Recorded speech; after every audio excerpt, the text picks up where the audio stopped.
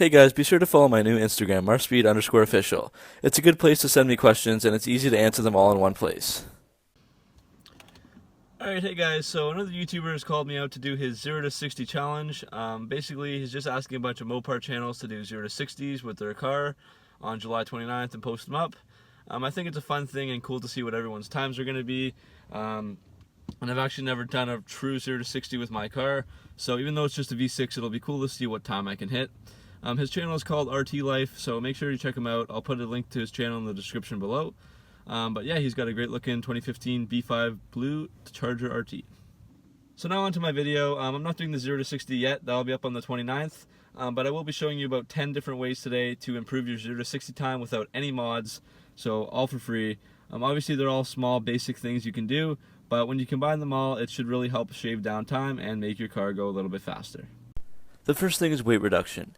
Maybe you're not willing to take out seats and make it a race car, but you can take out unnecessary items.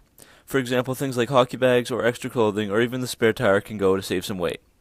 Also try to make sure it's just you driving. Adding a 200-pound person makes you 0.2 of a second slower.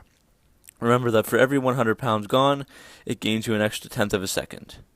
Next thing is to make sure your windows are up for aerodynamic purposes, and to reduce any possible drag. And turn off your AC or heater because this takes power from the engine. Make sure your engine air filter is clean.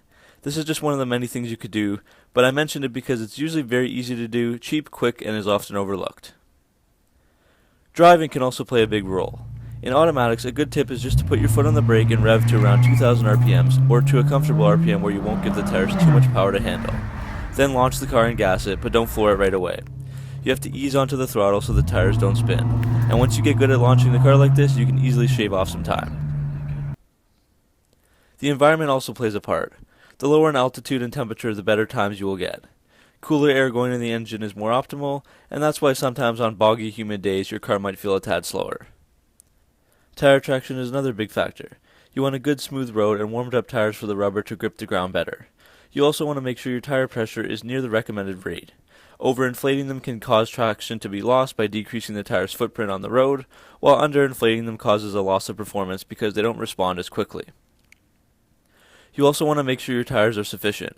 I'm not going to go into too much detail here, but things like sticky drag radials will help out a lot, while having bald or winter tires won't do you much good. Turning off the traction control is another one. If you leave it on, it will cut power and make it more difficult to launch. This is because that if the system thinks you're going to lose traction or if the wheels are slipping, whether you actually do or not, it will limit power. So that's why in a straight line for something like a 0 to 60, turning off your traction control is definitely beneficial, unless your car has a whole ton of horsepower and the tires are spinning too much without the traction control. And the last two are about your gasoline. So don't keep your gas tank at 100% full if you're just doing a few 0 to 60 runs. Gas weighs 6.3 pounds per gallon, so having lower fuel amounts means less weight, and less weight means faster 0 to 60 times. And remember to fill up with the proper octane for your car. In cars like my V6 Charger, the manual recommends 89 octane for the 3.5 engines. You can get away with 87 for normal use, but running the proper octane will help for optimal performance, among other things. This will be different for every car, so check out your owner's manual to be sure. Alright guys, so hopefully you enjoyed the list. Again, it's nothing groundbreaking, but there are little things you can do to improve your times, even if it's just a few tenths of a second or even half a second. And of course, some of these things you might not have known, and they won't cost you anything. So as always, thanks for watching, subscribe for more, and I'll see you next video.